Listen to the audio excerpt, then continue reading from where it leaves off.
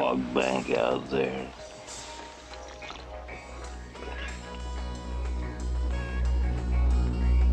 Hey, there's a fog bank out there.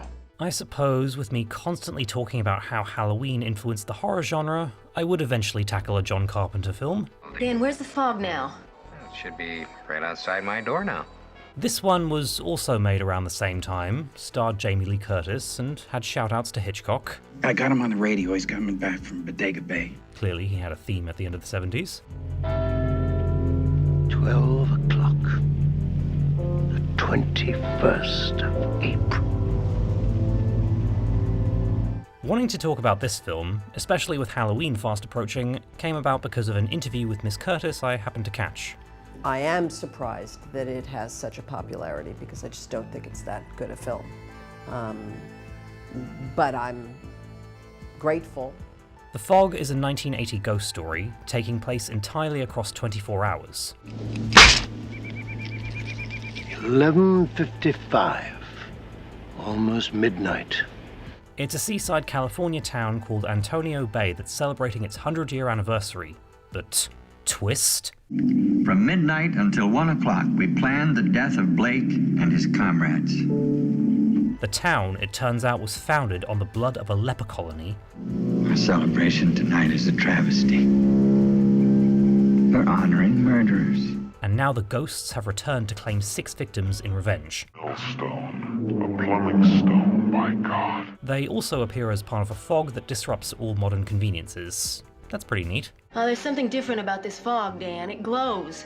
The Fog first came about because of Halloween's unexpected success, leading to an offer for a 2-film deal from Abco Embassy, and they realized another horror was the way to go. Definitely wanted to follow it up with another scary movie, to sort of plow that same field.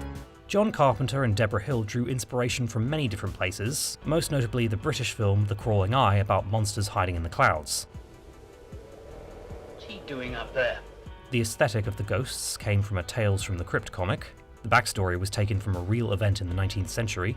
They were bringing in gold, and they put bonfires out on the beach to bring the ships in. By the town hijacked it.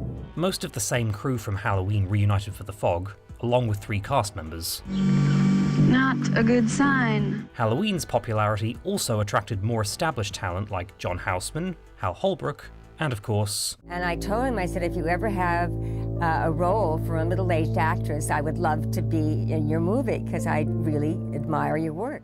The Fog and Halloween in some ways feel like 2 sides of the same coin, both set in small towns with dark secrets, both with an ensemble cast and hyperlinked story, and both dealing with unexplained evil. I don't know what happened to Antonio Bay tonight. Something came out of the fog and tried to destroy us. Halloween is a contemporary suspense story that has a human causing all the evil with no apparent motive, but The Fog is a more traditional ghost tale about revenge. I am the thief, and God's temple is the tomb.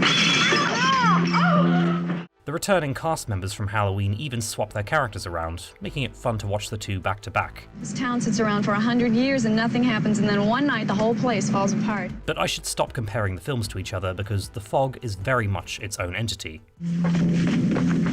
It cut us off! Where is it? Right behind us in the driveway. Inside. Even though it's been among my favourites for years, I still have trouble pinpointing what exactly works about The Fog for me. Did you see his eyes? Yeah, I saw his eyes. I really do like its simplicity. I have something to show you. Simple is often taken as an insult, but it's actually harder to accomplish than you'd think. And keep a watch out for that fog bank heading in from the east.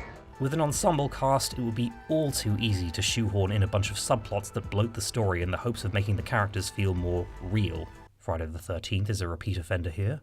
But rather than being flat, the characters in The Fog are engaging and likeable.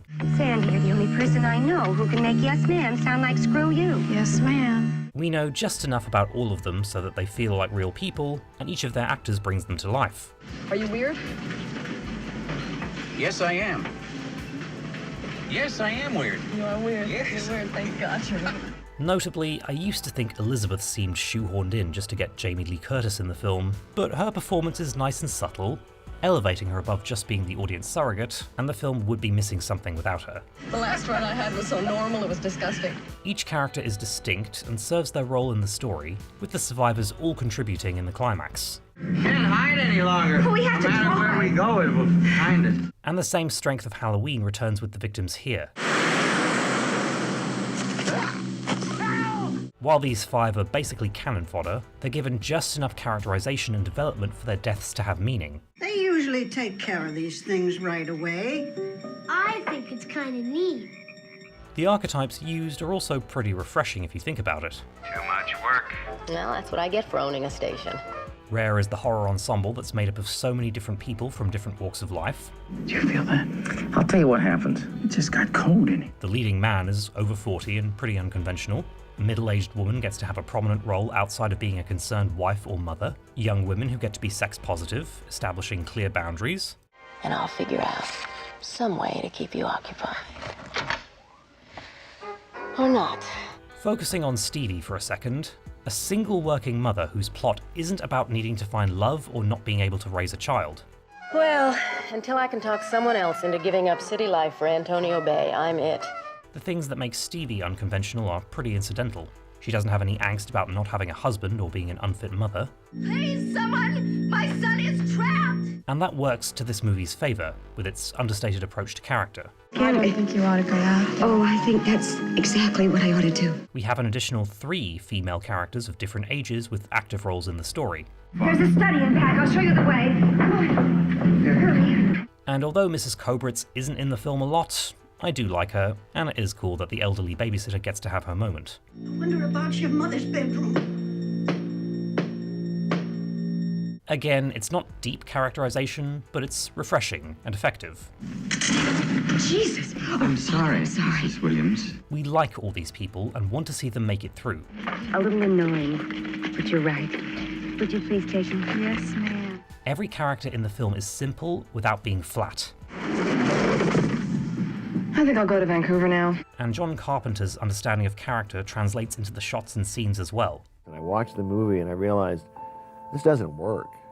There's something wrong here. The fog was originally far too short and didn't work, and some scenes had to be put in both to make it scarier and to pad the runtime. It's easy to spot some of these with the continuity changes on Elizabeth's hair, but this one on the boat stands out. Something did happen once. Sure, it's just Nick telling a story that has nothing to do with the plot, but in addition to building up to a good jump scare, it informs the character a little more. Nothing moved on the deck, but she held her course. Nick will eventually be the one who has to give Stevie information that helps her realize the fog is dangerous. You just mentioned something now on the radio about the fog. And believe her in turn when he has to go and rescue Andy. My son is trapped! So this little bit tells us he's open-minded and has something of a belief in the supernatural, making it easier to accept in the third act. Jack! Similar is the scene in the morgue, which again builds to a decent scare, and Nick is the one arguing that the 3 deaths are too unusual. But he was on the boat. He was below decks. Elizabeth seeing this as well also helps confirm her belief in everything that's happening. That when the fog returns to Antonio Bay, the men at the bottom of the sea... The new opening with John Houseman telling us the backstory helps add importance to the revelations later. Blake, I have your gold! And sets the tone for an ominous folktale feel. Out of the night, the fog rolled in.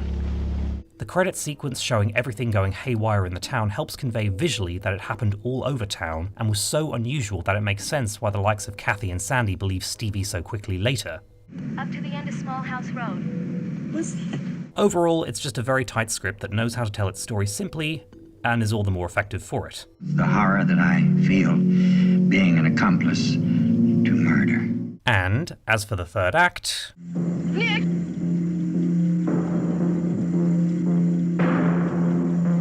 I can watch from here onward and not get bored. The sequence is nicely paced and very well directed, neither too long nor too short. Get inside and lock your doors. Close your windows. There's something in the fog. It's a bit sad to say that Halloween's very strong third act doesn't look as effective as it once did, just because the formula has been copied and repeated so often over the years. But The Fog is a bit of a different beast, since its concept is less marketable, and the tension still feels very fresh.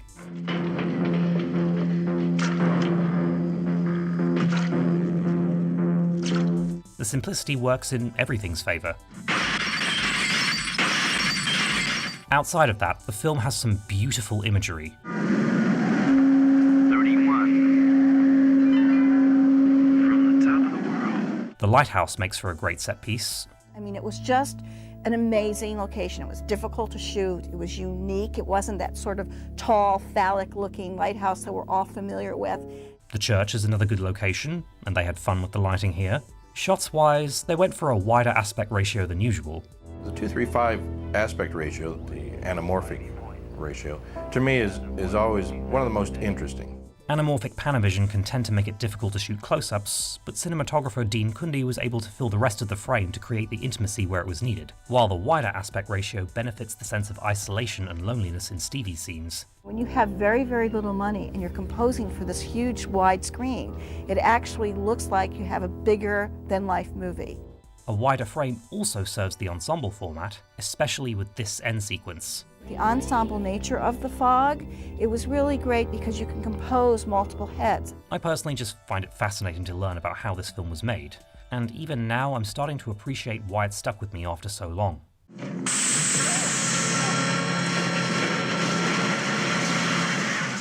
Going back to Jamie Lee Curtis's words, is The Fog not that great a film?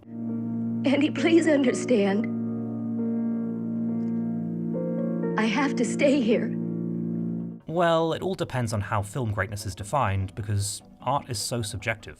We associate film greatness with the sweeping epics, the Oscar bait dramas, or ones that do something no one else has done before. Halloween was the latter, which is why it's seen as a classic nowadays. The Fog, however, has more of an appeal to me.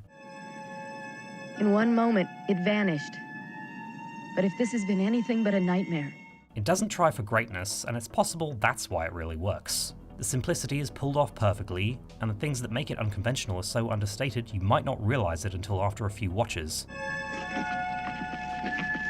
It's going away. I could be pretentious and say that The Fog's brilliance has to be seen when you look deeper, as one might look into an actual fog, but that would just be silly. It's just a good film that I really enjoy, and those were a few reasons why. Look across the water, into the darkness. Look for the fog.